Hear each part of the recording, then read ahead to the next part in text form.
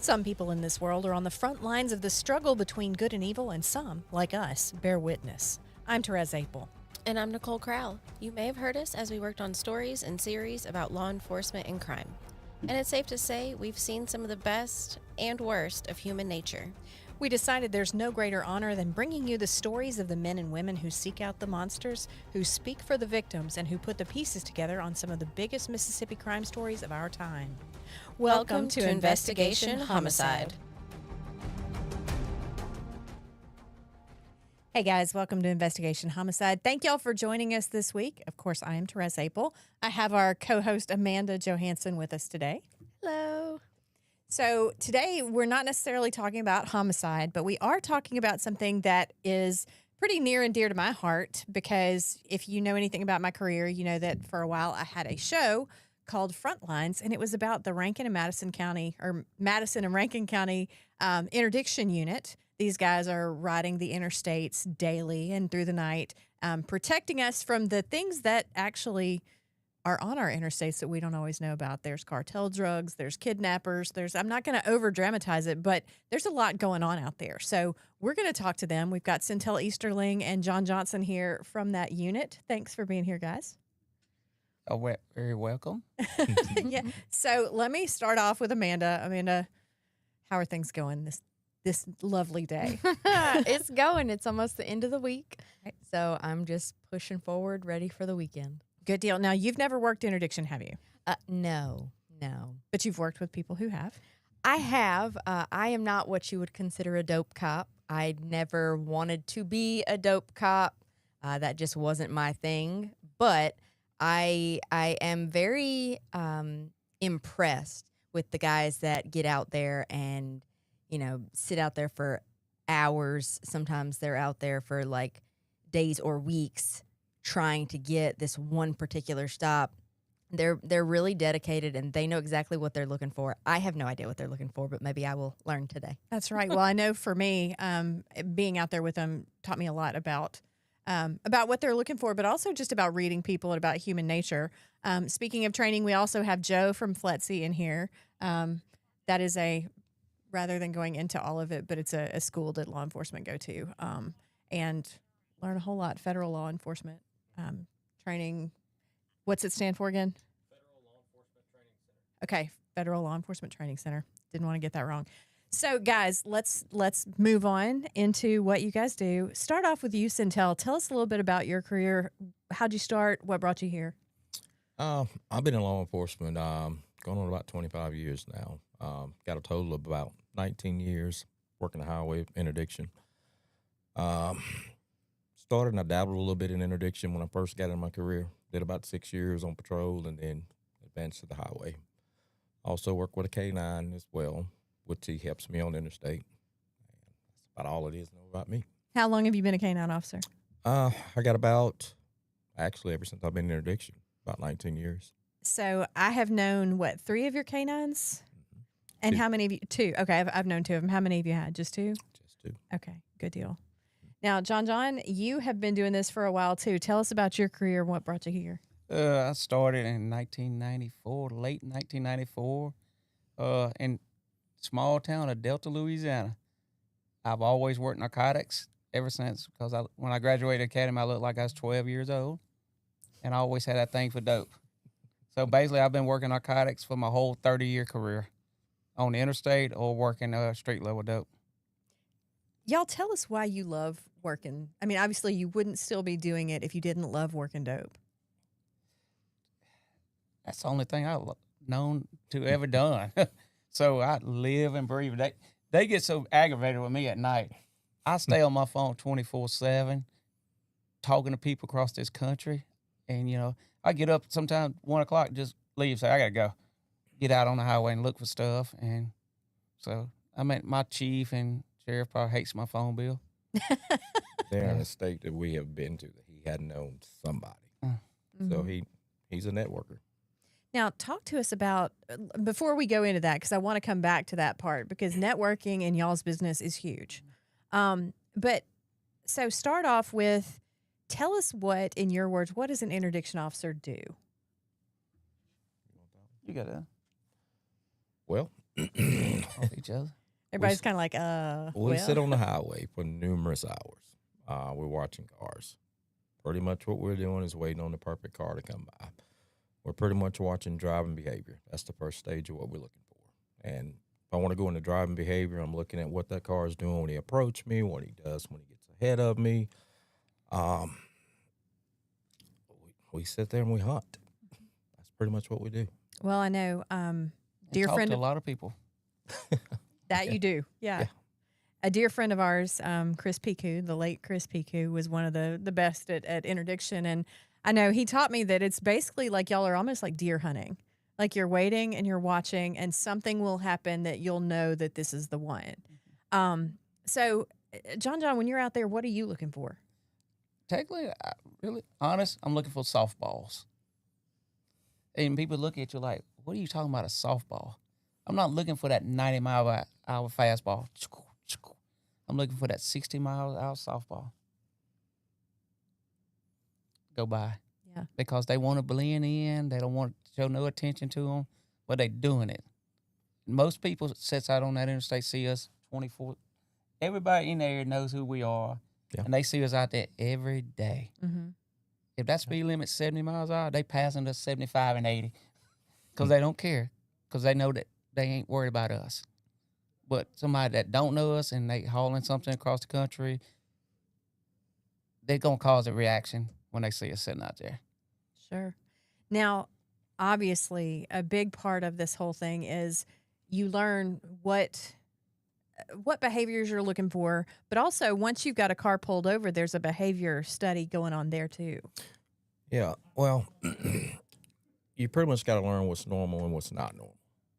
I mean, you're going to have a reaction to officers sitting in the media, no matter what. That's anybody, but it's that special reaction that we're looking for. And I'm meaning that nosedive, just like, oh, crap, there he is, that ducking behind the B pillar, the A pillar, just trying to fit in. But they don't know they're doing a little bit too much just to blend in with traffic.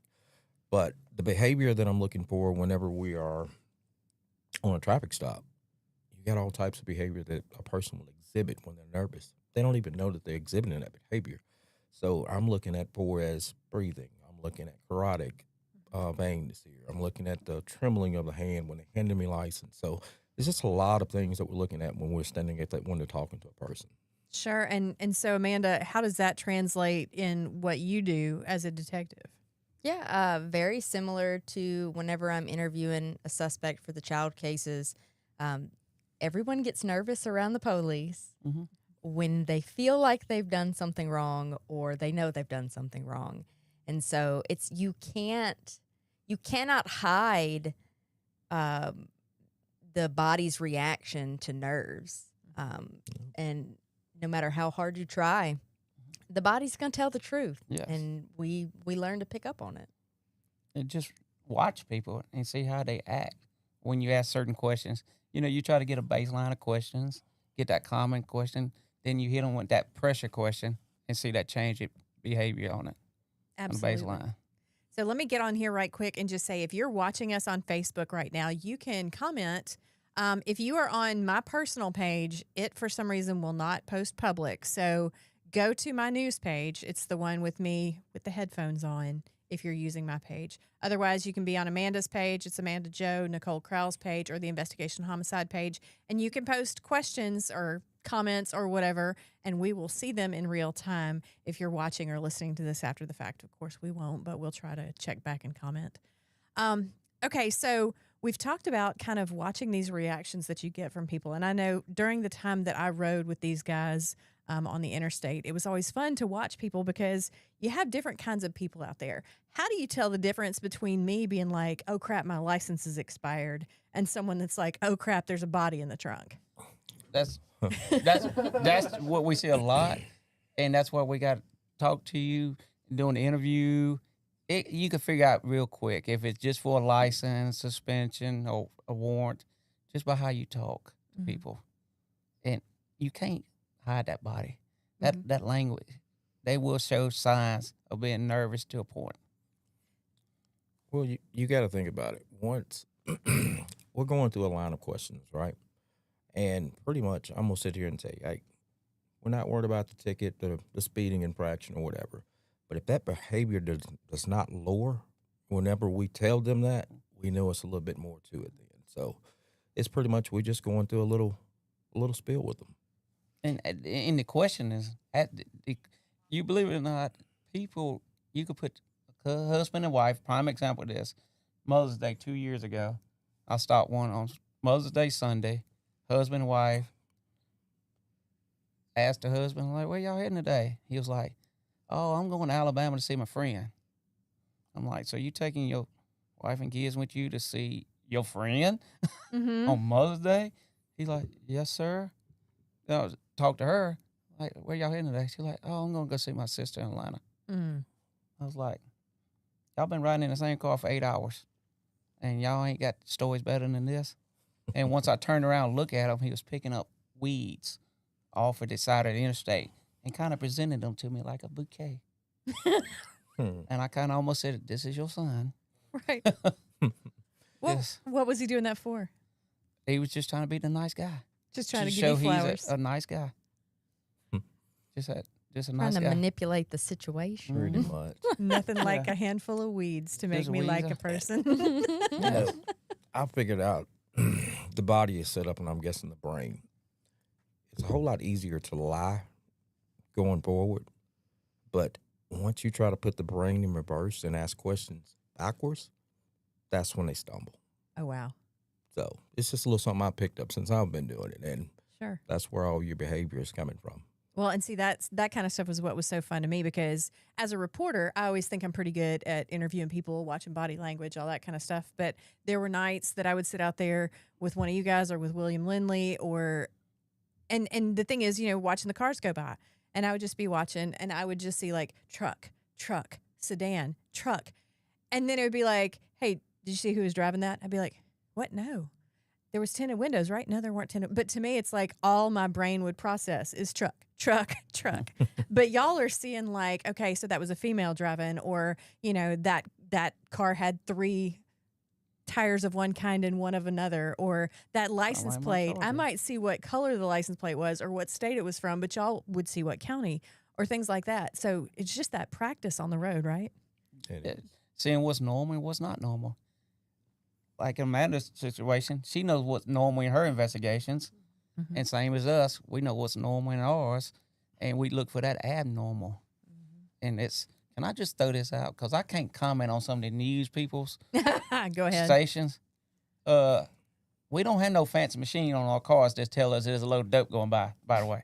Let me just throw that out there. Right. Them little things on front of our cars don't tell us there's a load of dope or a load of money or guns.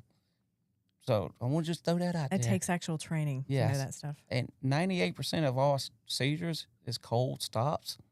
Us getting out there humping it, stopping cars after cars, and talking to people. Just want to say that.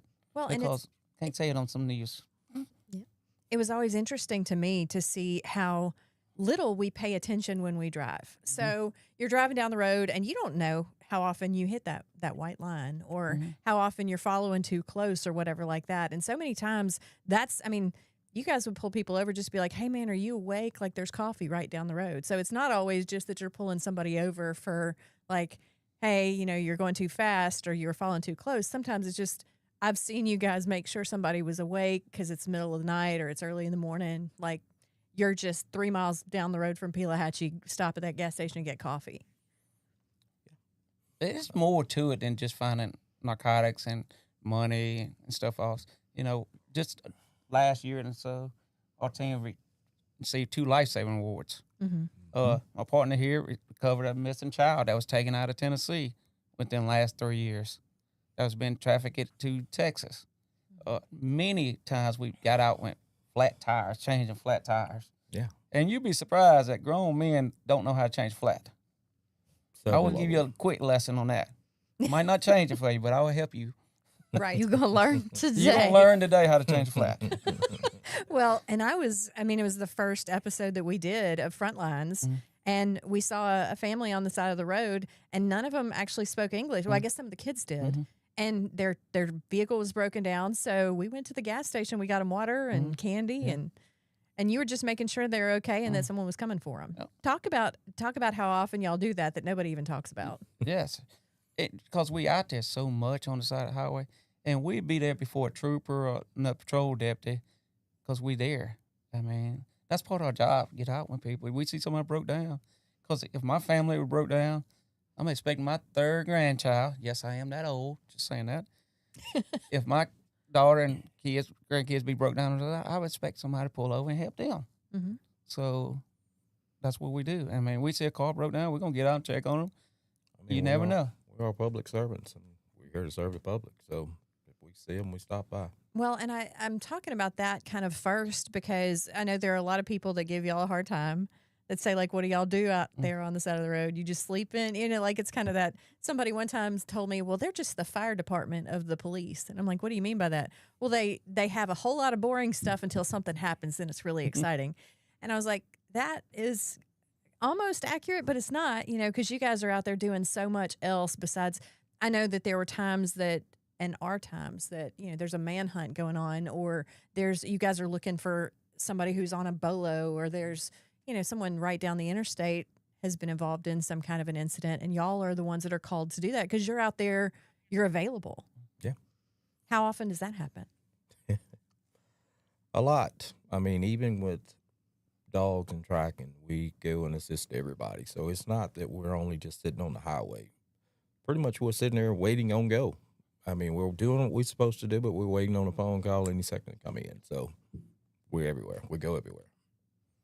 So now let's talk about the things that you guys are actually, when we talk about cartel dope on the road, like that's what y'all's job is primarily. You do a lot of other things too, but kind of when we talk about what Interdiction does, that's where the seized funds come from. That's where a lot of the stuff actually, that's where the bulk of your work is. Talk about what it's like to work that stuff. Most people have never seen that whole amount of coke that you guys have had, or, you know, $1 million in cash, or the things that y'all see on a regular basis. You go. Don't make me call names. I guess it's like deer hunting too. Let's say Mhm. it's that adrenaline rush when you pull out 100 kilos of cocaine, 30, 40 kilos of fentanyl out of a car, out of a compartment. It's a running joke on the team between him and I that we'd miss 100 pounds of dope in the trunk before we miss one in a compartment because we're so focused looking for a trap. Because it's like that hunt. Right. We want that hunt, that good experience hunt. We want our money's worth. And so, you know, you go out there, stop cars all day long, get, you know, a little bit. But when you hit that big, massive load, it's just a good feeling. Because Now, we work a lot of overdoses, too, in our county, between both counties. And when we get 10, 15 keys of fentanyl, that's a lot less people that overdosing on it in our county. Well, not necessarily just our county. If it's going through our county and we stop it there, we cut off its destination, you know, so won't nobody else get involved with it, you know. So that's where the adrenaline rush comes in. I love to see it. I love to stop it, but I love to feel like, hey, at the end of the day, I've done something to serve somebody's county, not necessarily just mine. We've Right. stopped this load from getting able to be distributed. basically, it's like you're stopping a major load of poison from being dumped into a community. Yeah. Yes. Because if you say it's we start one like going to Birmingham, there's about a 50% chance some of it's going to be coming back to Mississippi. Mm-hmm. Yeah. Because we're seeing narcotics rolling back westbound. It used to be dope eastbound, money westbound. But in the last 4 or 5 years, the game has changed. We see them rolling back to our county, to Jackson, and back other. Like a year or so ago, one of our teammates hit like 100 pounds of dope. They flew him from another state to Atlanta, picked it up, and he was taking it back to Dallas. Mm-hmm. 8 years ago, that would have been unheard of. But now we're seeing it going both ways, and it just where the demand is and good prices. Well, so how, because I know that at the time that it was, you know, money's going one way, dope's going the other, it was kind of easy to sit on one side of the road and know what you're going to get. So today I'm going to hunt dope. Are there new ways of what's a good word? Are there new strategies now that things are changing like this? Do you have to change with the industry? Yes, you do. I mean, you got to think about this. Your cartels and all that, they have nothing but time to figure out how to defeat us. So it's almost like, what is the Tom and Jerry cat and mouse game? That's what it is. They sit there and we got to take time to evolve to try to knock off the loads that they're bringing now. So right now we're trying to figure it out because it's did a total 180. So now we just got to figure out the trend. So one thing that I've read, and of course I've had many conversations with you guys about it, but you know, obviously to the normal person, the idea of taking dope off the road that belongs to the cartels is terrifying. But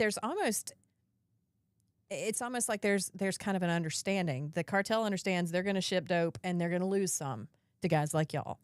But in the end, what is that? Do you ever worry about that? About that being a danger in your life?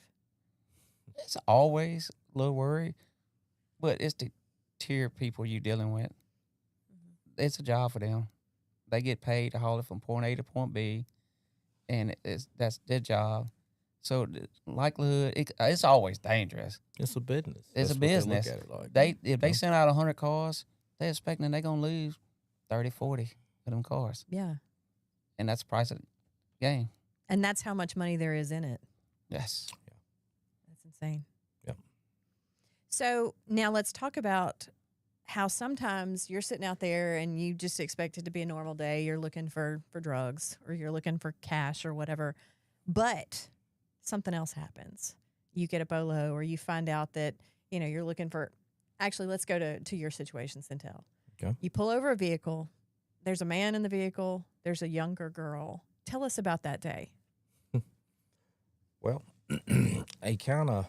that day, I kind of didn't know what I had at first.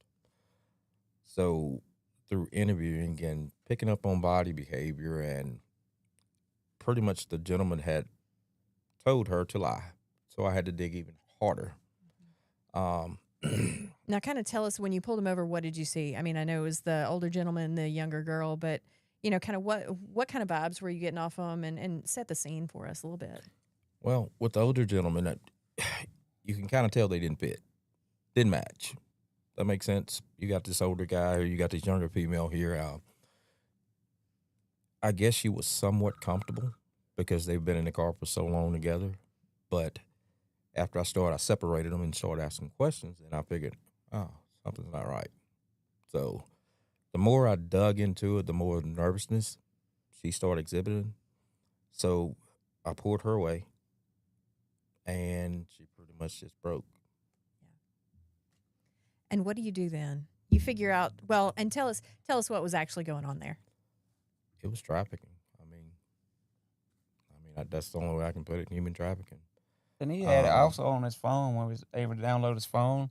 He had downloaded the local news station from her area where she was taken from, just in case it popped up on the news. Yep. He had pictures of the surveillance cameras from the apartment complex, the locations of it, where he went to, and everything. Mm-hmm. Now, Amanda, you work crimes against children. How do these people usually meet? Yeah, there's a whole bunch of different ways that they can meet. It really just depends. A lot of things are picked up through the internet. They meet them, or it might be an agreed upon meetup where, oh, I'm mad at my parents, and they come in and swoop in and be the hero, and then they end up in Mississippi. That's how they met on it. They met on the internet. That's what I was. Yeah. That's what I was going for. That's the answer I wanted, because that's what we had there. Yeah. Even didn't he tell her to say he was her boyfriend? Was that right? Yeah. Mm-hmm. He did. He knows more of the back half investigation report after the stop, so that's why I'm kind of sure. letting him. Well, it's pop also, on in it. all fairness, it's been 2 years. Yeah, it's been a while. So, I mean, you guys may remember a lot of things that you read, but when you do this every day, sometimes it's like, Runs wait, was together. that the one where? Yeah. So, Yeah, Kinda it runs turned in a together. good case. The local FBI office came out, interviewed them. Texas DPS from Austin, Texas area, they got involved in it because that's where he was from, and they ended up with charges, federal charges and state charges, and it was, in my mouth kind of got me in trouble on that one. You cannot control your body language, like I said. yeah. As he was handcuffed beside the front seat of my partner's car here, I walked by him. I kind of smelled something, and I kind of asked him, "Did he boo-boo himself?" Oh no. And he's like, "Yes, sir, I did." You cannot control your nerves, Right. and it That is went a out. sign. That's a Absolutely. very Yeah. good sign. It went out, and I was informed by the U.S. attorney. Please do not say that too much again. Don't tell that story anymore. No, not to ask the guy on video. Did he boo-boo himself? You just needed to make sure if he needed medical Yes. attention. Yes. Before his adrenaline rush, Yeah. that right there is what got my adrenaline going. Oh yeah. Because That's better than I got any kids load. as well. So, I mean, that set with me. Sure. Yeah, that's better than any load you could ever get. Yep. The ultimate, the goal for interdiction officer, recover a missing child. Mm-hmm. That is the golden egg right there. If you recover a missing child, and and our team is very successful at it. I mean, one of the other teammates recovered 2 that was kidnapped the night before, and he ended up in an officer-involved shooting, went to suspect. So it's been, Well, and I was going to go to that one. I don't know where that is in the legal process, but I was going to see if y'all could tell us anything about that. What I remember about it, it was on April 25th of 2 years ago or so, maybe 3 years now. Is there anything we can talk about on that other than I don't just know. I wouldn't. I showed up late, so sure? so I don't know what the legal standing is on that one yet. But at the end of the day, we recovered 2 missing kids. Mm-hmm. That's the most important thing. Yeah. And everybody, our officer went home that day. And to kind of set the stage for you, if you don't know what we're talking about, which most of you probably don't, officer goes to do a routine traffic stops. They're never routine. Guy, doesn't he get out with a? He fled in a vehicle. When he exited the vehicle, with a rifle and pointed at the officer. There was an officer-involved shooting. And Yeah, he ended up opening fire on the officer too, and didn't he have to shoot through his the windshield? Yes. It was actually crazy on that stop. I was on a traffic stop with a load of dope. Yeah, He was backing me up. Westbound. I remember this now. Load Yeah. of dope. I think it was what? Like 10,000 fentanyl pills. Fentanyl pills. And this guy came through and almost took us out.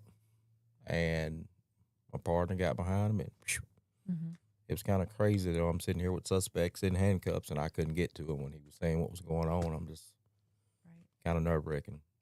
Well, and things like that are the reason that I called my interdiction series Frontlines, because a lot of people think, I mean, I've talked to agencies that think that an interdiction unit really isn't that big of a deal. You know, like, well, I mean, we have one interdiction officer. You know, I've heard that. Oh yeah, he just sits out there. But what you guys do, you really are in cases just like that on the front lines of what's going on, what's coming through our state. These aren't our criminals that we're used to in so many cases. They're somebody else's, or they're kind of nationwide. Yeah, go back and ask that mother, that 2 kids right there, how important that was for her to get her 2 kids back. Or the child he recovered from Tennessee. So, Absolutely.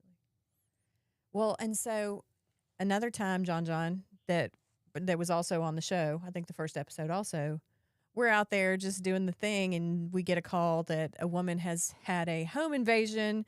I realize this story went somewhere weird. I don't even know if we can talk about it yet, but there's been a home invasion. The woman is taped up inside her home. She has been duct taped. She says 2 men came in and duct taped her and didn't do anything to her, but stole her pink gun, and then they ran away.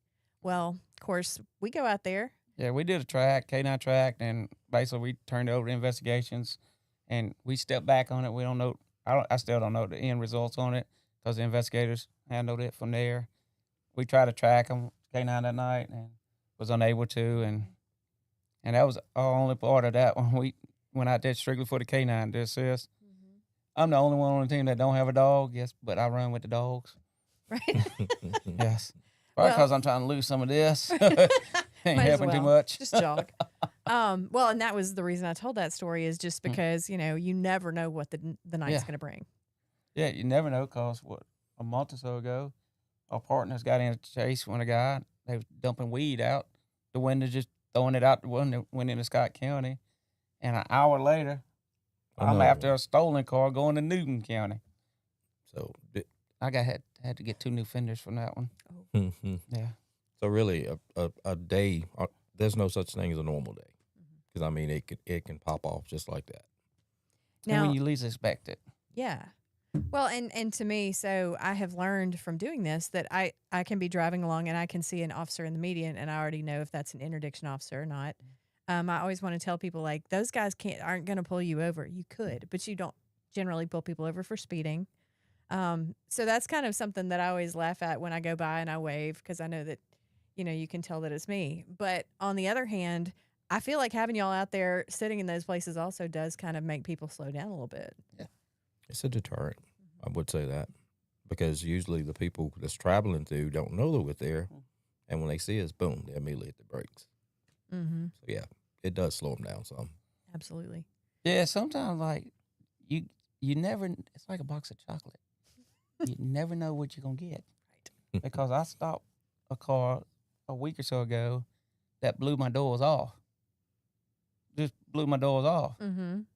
Pulled the vehicle over, walked up, said, "Hey, you know I'm stopping you." Yeah, I passed you running pretty fast. I'm like, what's your excuse for this? She's like, I see you out here every day smiling all the time. You had the prettiest smile I've ever seen.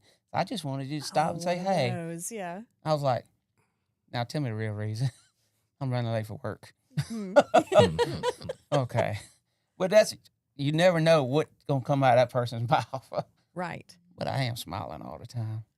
So. Well, and that's what's funny is like what I have seen you guys do is you get out there and, we've had several stories. I'm going to say several, but there's two that I can think of in the media in recent years where someone has taken great offense that an officer pulled them over on the interstate and asked them a whole lot of really personal questions and implied that they might have dope in the car. And what's interesting is, you watch these people and they go through this whole process, and every time they talk about it, whether it's a media thing or it's just a post on Facebook, I recognize the questions because y'all have a very specific way. And I won't ask you to tell the questions, but you have a specific way that you ask people questions, and it's not just about the body language, but it's also kind of about the information that you gather. Why should people not be offended when you pull them over and you say, so do you have a gun in the car? Do you have any dope in the car? Like, why is it okay for you to ask that? I'll let you tap on that one. You go ahead.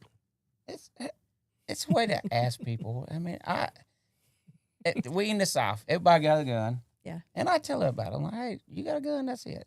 I'm just curious because I got one just for your safety of mine. Just if you got one, just let me know. And it ain't against the law to have a gun unless you're a felon. So, it's just routine questions that we ask people.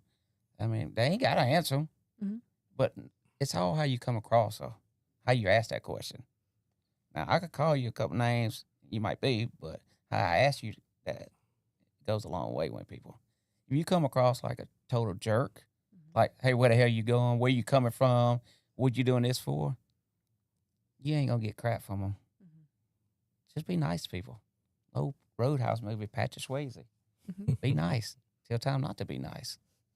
And I come across like the dumbest country, Louisiana hick it is. And people just love me to death. Yeah.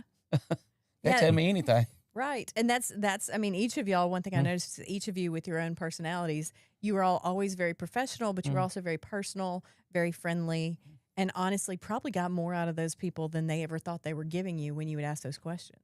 Yeah, that's what's so unique about our team. We all are strong in different areas, and that's what makes us a good unit. Now, how many guys are there on the team now? Oh, we got six. Yeah, you got Shaq, Lee, DCL, Givens, you, myself, 6, 7, yeah. 6 of us. Yes, yeah. Okay. Well, and so let's talk for a second too. Yes, I do count on my fingers. And, I have a Louisiana public school education. Just throwing that out there.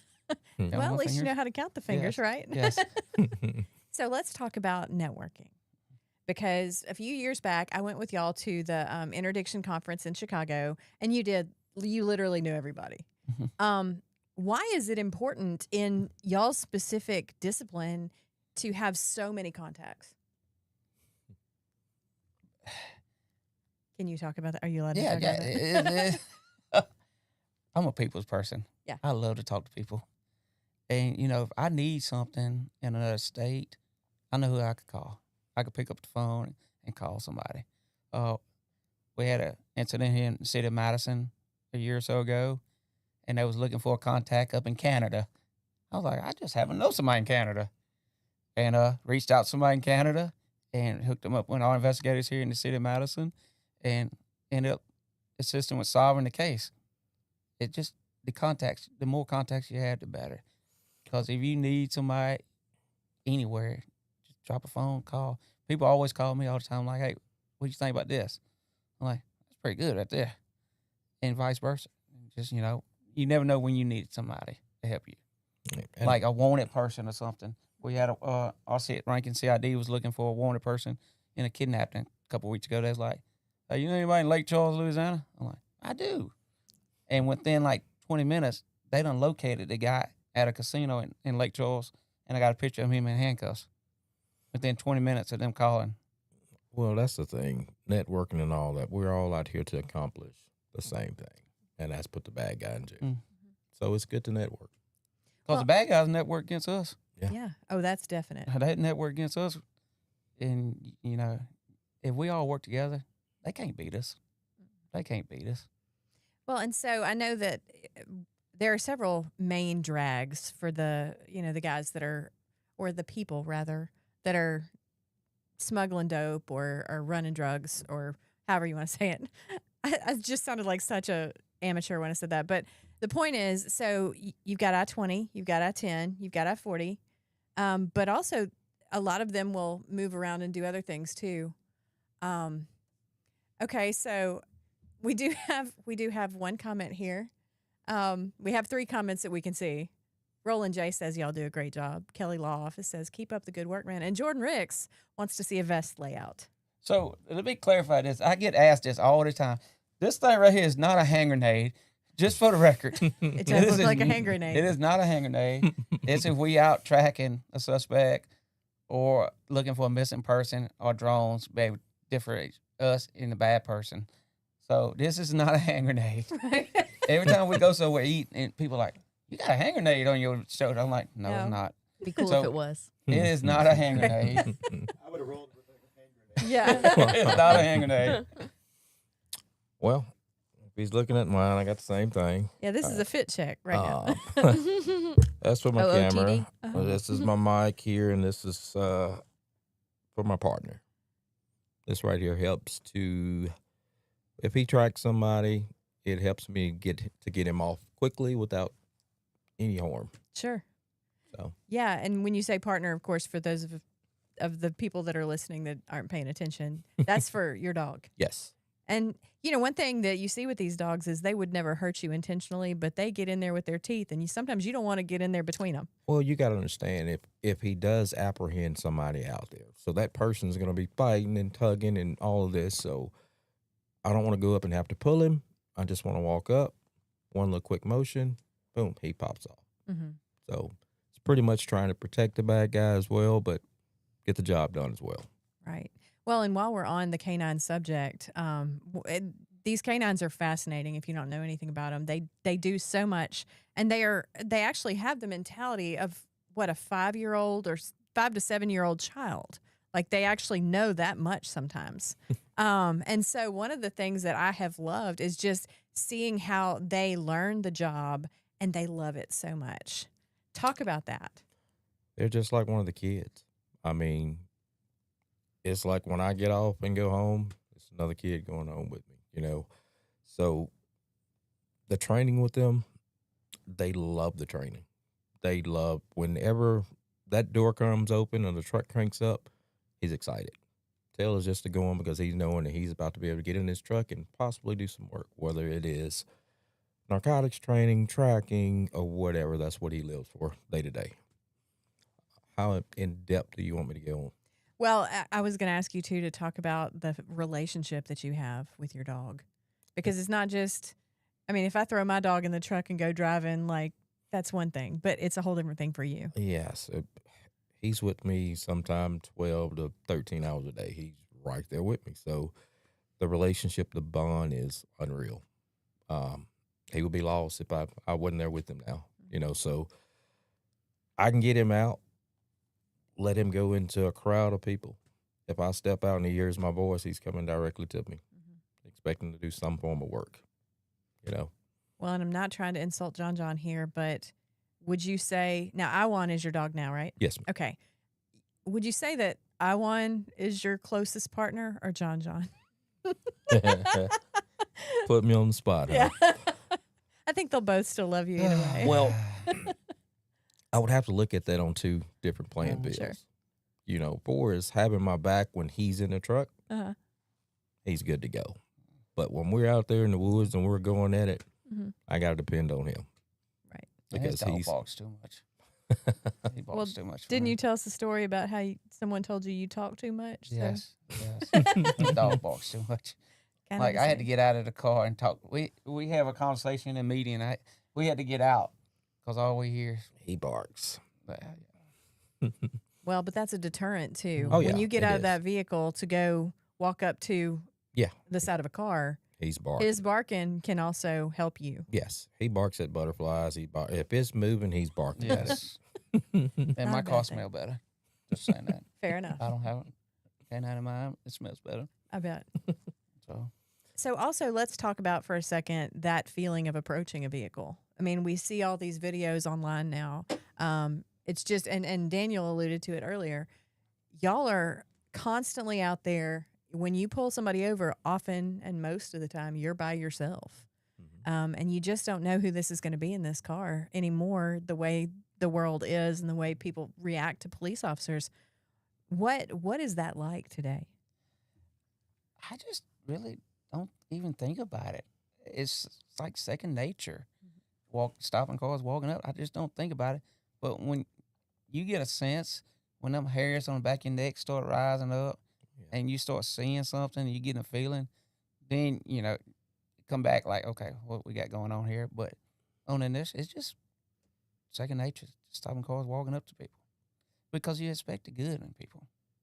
You expect the good in people. Yeah, I expect the good in people, Oh, and you- you just, I don't even really think about it until. Well, I mean, we're somewhat to the same. You expect the good in them, but you prepare for the bad as well. So my mind is, hey, he's going to dictate the way this traffic stop goes. So my mind is, hey, it should be a good traffic stop, but he's going to determine that. The person's going to determine it. So Absolutely. Okay, so I guess parting thoughts here. When it comes down to the things about your job that you feel like make it the job that you want, you're not trying to go work undercover in narcotics anymore. You're not trying. I'm not saying that either of you ever did, but the point is, like, this is where you want to stay. Why is that? this is all I know. It's the way of life. Yeah, that's the only thing. It's a running joke. People, I hear it all the time. Like, John, I'm gonna be like 90 up there on a cane trying to crawl up in the back of 18-wheeler. Yeah. And I keep telling them, leaving in like June of 28, 29. I want to be done by the time I'm 55. But that's probably not gonna happen, because I just love it so much, and I can't see doing nothing else. We both teach. We travel the country teaching other officers across the country, and it's in the enjoyment of teaching a younger officer. And when he's sending you pictures of that load he got, it don't get no better than that. Because, people all the time like, I want to be like you. I want to be like you. Bro, don't be like me. Be better than me. Get out there and hit it yourself and just be better. And, Yeah. So, okay, Centel, proudest moment. Proudest moment for me, Uh-huh. we talked about this a little while ago, and that's recovering a missing kid. Proudest moment. Absolutely. John, proudest moment. I would say being on site with him, recovering the child was outstanding, proudest moment. But in my whole life, my proudest moment Mhm. is the birth of my grandkids. I Yeah. love my grandbabies. I mean, my youngest is probably going to give me fits. I think I already got a juvenile investigator on call for her right now, Nice. because she has that attitude. I don't, Mm-hmm. and it's already, and she ain't but 2. She'll be 2 in August. So, yeah, my grandbabies is it for me. Just seeing them and, taking that criminal element off the street.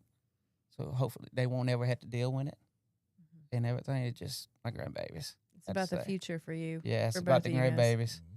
And I'm expecting my third one.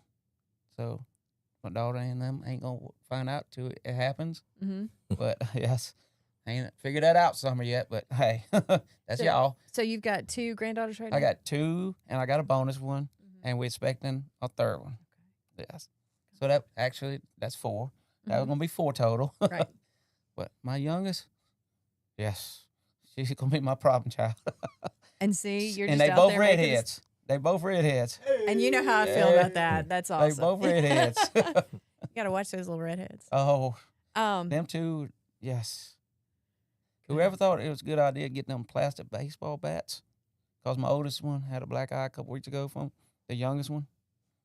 Now you'll see what I'm talking about. The youngest going to be bad. Obviously, they're not scared because Grandpa's a cop. No.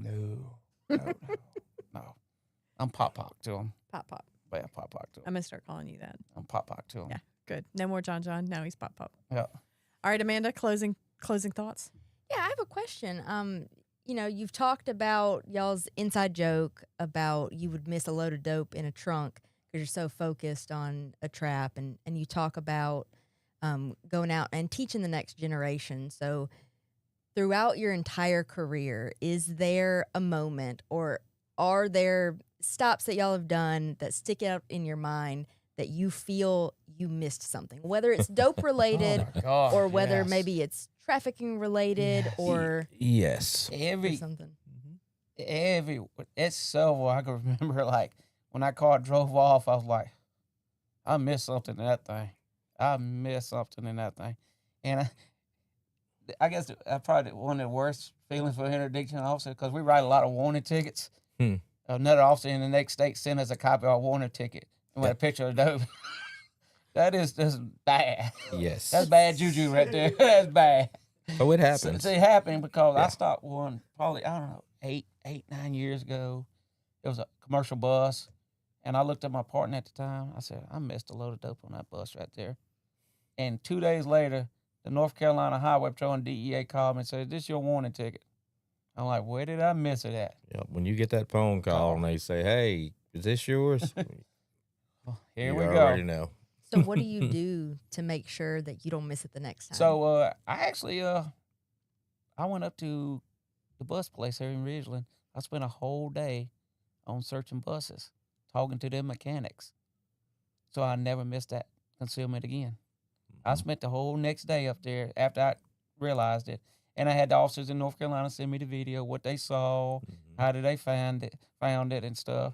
Turns out they a little bit more than I did. I was roadside. They had an enclosed environment, I guess. It was working investigation. So they didn't find a roadside. I'm going to just throw that out there. Y'all didn't find that roadside. I was on the side of the highway at 2 o'clock in the morning trying to search it. So, but they did a great job on it. And then I wanted to better myself. So I went up to the bus place and searched buses all day and talked to the mechanics, people that work on the buses every day. So I could familiar myself with that type of concealment. Now that's something I was going to ask you the other day or earlier when you were saying this. You were talking about traps and concealments and compartments. Explain that for the people that don't speak this language. Well, when you're speaking on a trap is going to be a man-made. It's where a vehicle has been constructed by a man. He's boxed it off and made a man-made compartment inside of it. So that's what we're speaking on. We're saying compartment or trap. Luggage dope speaks for itself. You just got a bag and it's thrown in there. Now, we talked about this earlier. We will miss luggage stuff because we're so focused on, hey, is this right? This trap, is there a trap here, or is there something abnormal about this car? So that's what he meant when we were talking about we'll miss luggage dope. Yeah, based on traps. And it goes like we was doing a training one of our state agencies a year or so ago on the east part of our state. And we stopped a commercial motor vehicle, and we searched it for probably 30, 40 minutes roadside. But I was so focused on traps because I met with other officers, and I knew that vehicle was a common vehicle, common traps for a certain area. And I was like, where are we missing it at? Where are we missing it at? And I finally looked at the state agent I was riding with. I said, has anybody been in the cab yet? He said, no, we've been out here with you, dummy. Mm. and then 40 kilos of cocaine was up under the bunk in a box. Oh, wow. And we sitting out there looking for a concealment base on a trailer. Well, and to me, that speaks to the instinct that you guys have. Like, I know there's something going on here. I just got to find it. Because I've seen that at work so many times. And sometimes I've watched you guys, like, I know there's something here and you've found it. But then I've seen times that it's like, I know there's something here. And, like, you know, we've got the X-ray out doing the whole thing. Like, I know it's here. I know it's here. And I always, and like the canines alert. And across the board, everybody knows it's there, but then we never find it. I think probably one of the most funniest things we had one at the shop. One of our other teammates had a son, 17-year-old son, riding one of that day. And we searched this truck roadside for a while, and we brought him to our shop, relocated our shop. And all of a sudden, our partner's son said, "Dad, I don't think that's a TV in the bottom of that box right there." And you actually see the bundles of currency falling out of the box. Yeah. And we kind of looking at each other like, how did we miss that? And his son found that. Y'all are so hyper focused. So hyper. Yeah. And So he- someone who's just outside Outside. looking in is like, I think you should look right here. Yeah, that shouldn't be there. Yeah. I had one like that with a printer box in the back on the back seat. Oh, I'm wow. on the side of the highway, and I grabbed the printer box and set it out. Continue to search. New behavior was there. Yeah. Knew it was there. Somebody walked up. You checked the printer box. Nope. Bundles everywhere. Wow. Well, okay, so Joe wants to ask a question, so I'm going to throw my mic over like this. Yeah, I have a question for you, and for the audience here that's watching.